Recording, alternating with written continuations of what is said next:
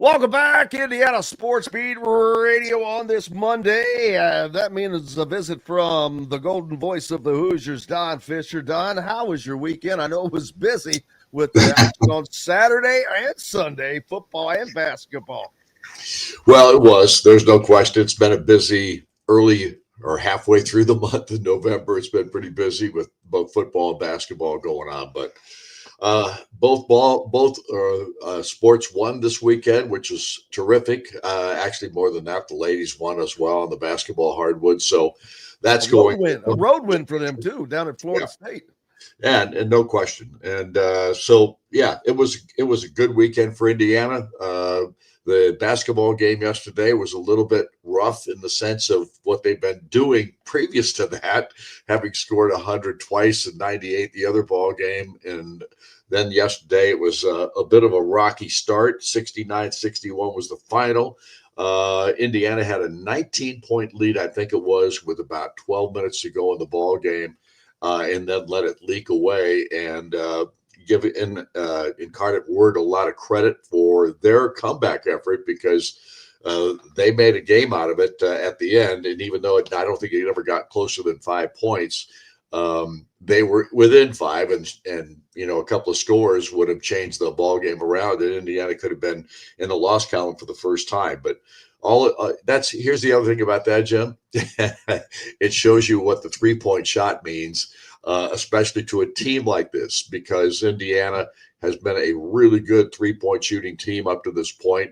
And yesterday they just didn't go down. I think they were 5 of 24, which is just way off the mark in what they normally do. So all I can tell you is it was a really good weekend. The football team was able to hang in there after the first half and then pound Wisconsin in the second half. So all things well. Yeah, in basketball, I already said it. It's that you're going to have these games, for one thing, because every team, you have a target on your back. And it doesn't matter who you're playing. If you're playing Incarnate Word, this is one of the biggest games they get to play of the year. And so they're going to play their butt off. And they did. And they hit some tough shots. They had some shots that there's nothing you can do about. I was watching, laughing, and going, what are you going to do about that? The guy's falling away, and you got a guy in his face. He hits a shot. Can't stop it. But Indiana just had a day where they weren't hitting like they normally would, but were still managed to I don't want to say easily, but they held the team at bay when they're not at their best, when Tucker DeVries is not having a great day. He was only 3 of 6 at the free throw line. So that kind of shows you, even though it's just free throws, 50%, big off for him. And they just didn't hit like they normally would, and you're going to have those days. And unfortunately, they were only 21% yesterday off behind the 3-point line, but they've been hitting 50%. And we knew that wasn't going to sustain itself, but it's not. This is also something not that I expect to be regular either. So great day for basketball to fight through a win like that, in my opinion. Yeah, I mean, you could get beat very easily letting a team hang around like they did with Incarnate Word. And Incarnate Word's well coached. I like what they did. They did a lot of really good things out there. You've got to give them a lot of credit for making it tough on Indiana. And again, I think it's important to have a game like this, especially when you're going through this portion of the schedule where you're not facing a lot of really tough competition. Obviously, the Marquette game was the one game that everybody looked at that was going to be the toughest test here in the early going.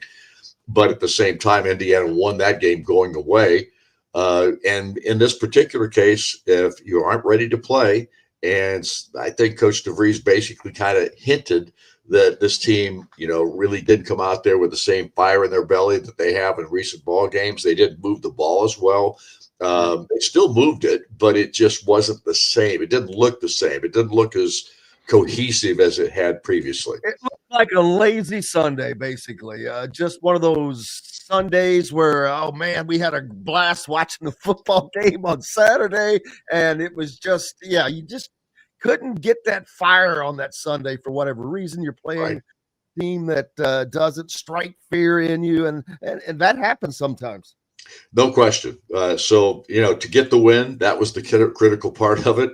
And now you get ready for Lindenwood coming up on Thursday, another ball club that you should beat handily because they just got beat by Alabama A&M, who Indiana crushed. So, and maybe Lindenwood just had a bad game last time, whatever the case may be. So all you can look at this point is, look, the next game up is Lindenwood, and you get ready to play it, and you go out there and do your best.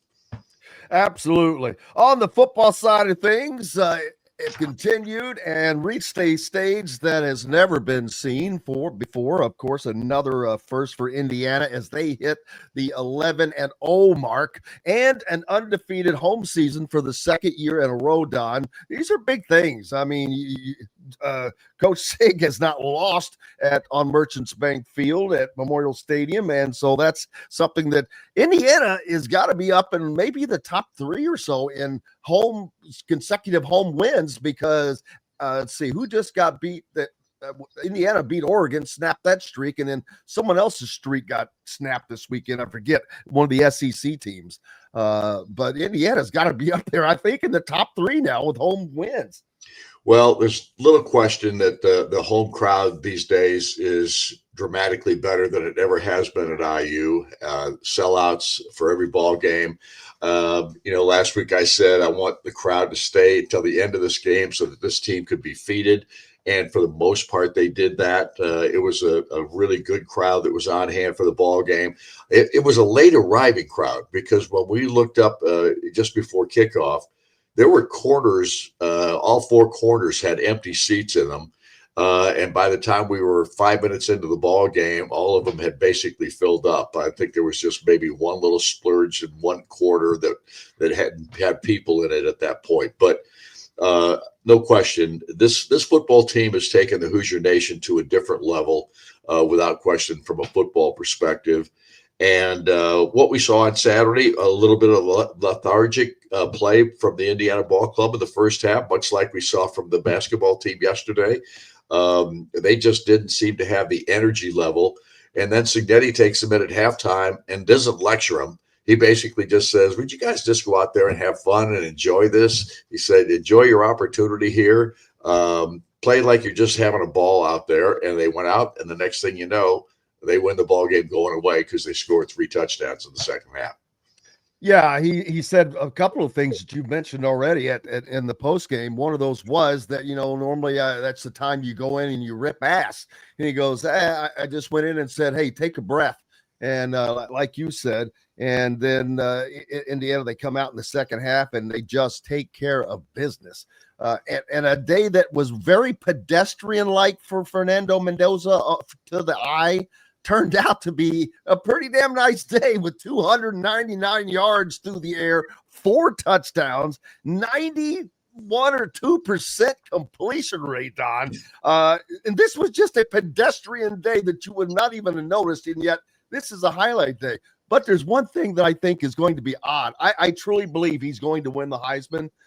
But if he continues, he might become the first Heisman since the 50s to only throw for 300 yards once during a season, because that's what we're looking at right now. Well, I call it anything but pedestrian what he did on Saturday because he was 22 of 24 and 299 yards and 4 touchdowns. So, I mean, it looked pedestrian as well. Yeah, it looked pedestrian, but yeah, it was amazing statistically. Yeah, well, and on top of that, he was harassed the entire day. I think he was sacked 3 or 4 times in the ball game. There's no question that this guy is special. He continues to perform that way. He was a major factor in this ball game, like he has been in every ball game so far this season. I just like what I see from Fernando. He does have the same mantra as Coach Sig. Not too high, not too low, play the next play. You don't ever see him get upset on the field. I haven't seen him one time this year be upset because he got sacked or any of those kinds of things. So just a character young man. He gets upset with himself. The only person he gets upset with is himself. Exactly. Yep. He's just really a really good quarterback. And maybe you could put him in the class of great quarterbacks because there's no doubt his arm talent's there and all that kind of stuff. So I think he is the perfect Kurt Cignetti quarterback because of all the things you just mentioned, that he naturally has the traits that Kurt Cignetti it tries to infuse in his team. And not only that, he has one that doesn't. He has his own where he is Mr. Positive. He is the guy. He's a great leader. You can tell that by his post-game TV interviews, which I love and laugh and talk about all the time, because he gets, once the questions asked, he looks into the camera and he starts thanking everybody, his receivers, his running backs, the crowd, his coaches. He never talks about himself, and it's just always about everybody else. But again, he's looking right into the camera. He's going to be a marketer's dream when he gets to the NFL. They're going to love this guy. He's going to be doing more commercials than you've ever seen. But his talent right now is leading this team, Don, as they look now for yet one more first. A 12-0 finish to a regular season, which comes the opportunity comes in 2 weeks. They get a break right now with a bye, which they desperately need to get healthy. They got a lot of guys dinged up right now, Don, and on the line and here and there. Elijah Surratt, I did not expect him to play because of this bye. You bring him back for the Purdue game, knock the rust off, and then you head into the Big Ten championship. Yeah, there's no question. The injury aspect of things is right now the most concerning, I think, for this Indiana football team. And it's not that they've got a ton of serious injuries, but they've got some people they need to get back. Drew Evans, I think he's a critical piece to this ball club going forward, because I think he is such a key player on this offensive line. He got hurt last year at the end of the season. I would hate to see this season go by the wayside again for him, because I think he's really an integral part of that offensive line. And he's one of those guys that I think he's beloved by his teammates and by the offensive line guys. I think they all think he's terrific. So that's a key. Surratt, of course, has not played for 3 weeks. I watched him in the warm-up on Saturday. He looked like he was running great out there. And then he doesn't play. So I don't know what that's all about. Obviously, I'll be honest with you, Don. I didn't expect him to play just because when you have a bye week, and as well as Charlie Becker has been playing, just there's no reason to risk it when you can give him that extra week with what's coming up. Not only the Big Ten championship, but then, of course, everything after that. But I didn't really expect him to play because of that, having this extra week off. Brendan Frankie's another guy that they could use, and Quinn Warren has done a great job in his stead. But Frankie is a guy that just booms that ball. There's almost never a return on any of his kickoffs, that kind of thing. And I'd like to see him get back with this ball club. Evans is the other guy, of course, the most notable. Absolutely. Benson needs a week or so to get back to his ankle, whatever he's been dealing with. He's limped off again on Saturday, but went right back in the ball game. So, and you got to give it to him. That dude's been limping for the last 3 games. I think Maryland is when he got hurt, maybe, but he's been in and out, still playing. Yeah. So the injury aspect of it is critical in this bye week, just to get some guys healthy again. Everybody's hurting a little bit, 6 straight ball games without a bye. So that's worn this team down. And I think that was a factor in the first half of the game against Wisconsin. All right, man. You're back for Inside Indiana Basketball tonight, Inside Indiana Football on Thursday. Basketball is tonight with Terry Moore.